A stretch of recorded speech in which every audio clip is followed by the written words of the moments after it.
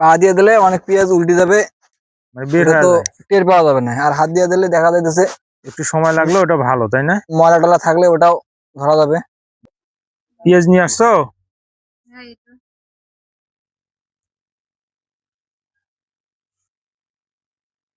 পেঁয়াজ গুলোর সাইজ সেই সুন্দর আছে গাড়ার জন্য আর কি। না বেশি বড় পেঁয়াজ তো ভালো হয় না, বাফা দেয় না।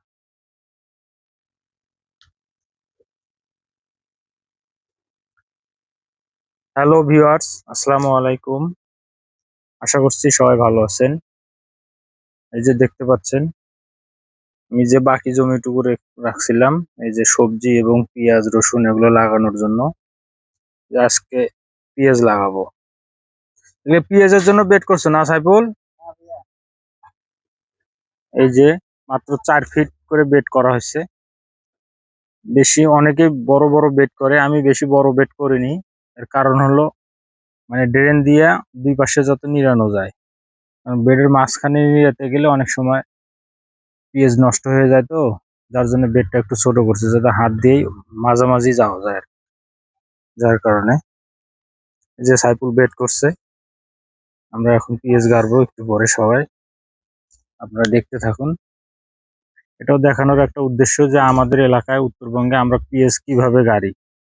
এই পেঁয়াজ কিন্তু আমি দক্ষিণ অঞ্চলে দেখছি, ওদিকে অবশ্য পেঁয়াজের বিখ্যাত। ওদিকে অনেক সময় নরম কাদা জমিতেও পেঁয়াজ লাগানো হয়।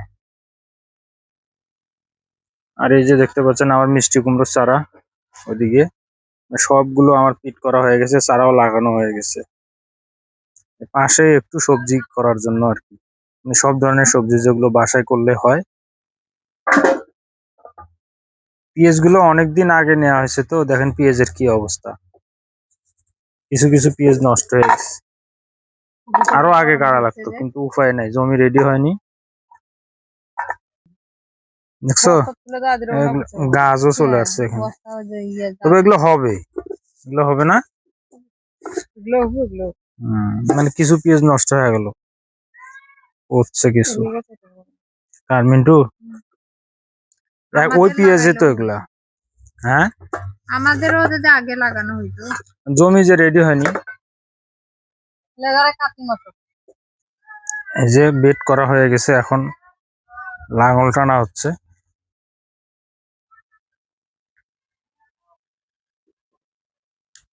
সাইফুল 5 লাইন দিবে না? 3 লাইন অলরেডি হয়ে গেছে। হ্যাঁ ভাইয়া 5 লাইন। 5 লাইন না? 5 লাইন দিলে ভালো হবে, এদিকে একটু ঘন দিলাম, তাই না? 5 লাইন দিলে হুম। 5 লাইনে বেডও করা আছে। আমাদের উত্তরবঙ্গে কিন্তু এভাবে আমরা পেঁয়াজ গাড়ি। আর যদি পুলি গাড়ি তাহলে তো সেটা, আর আমরা ডাইরেক্ট আমরা পেঁয়াজ গাড়তেছি। বেড করার পরে এইভাবে লাঙল টানবো, লাঙল টেনে। দক্ষিণ অঞ্চলে কিন্তু এইভাবে গাড়ে না, আমি দেখছি তো।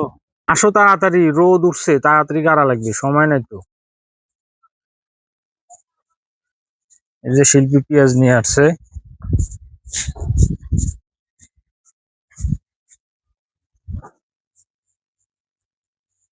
এই দেখেন কত স্মার্ট, রান্না করা শেষ, এখন আবার আসছে জমিতে পেঁয়াজ গাড়ার জন্য। গাড়তে পারো? এটা এভাবে না। ঠিক আছে।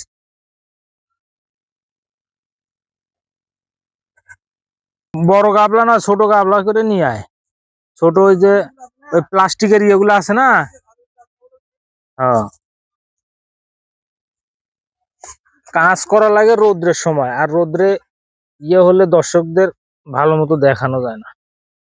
কি উপায়।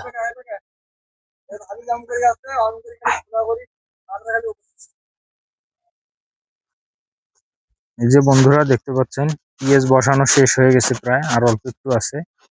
এই যে দেখেন লাইনে লাইনে,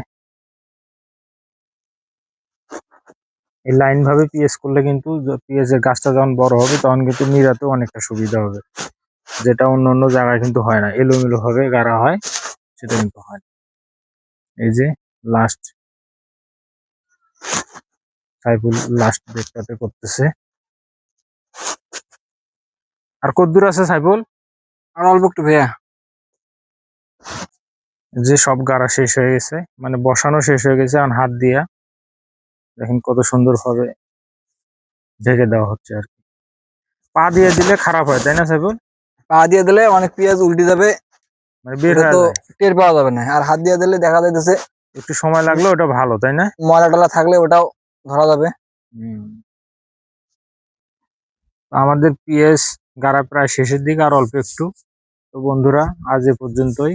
সবাই ভালো থাকবেন, সুস্থ থাকবেন। সবাইকে সালাম, আসসালামু আলাইকুম, আল্লাহ হাফেজ।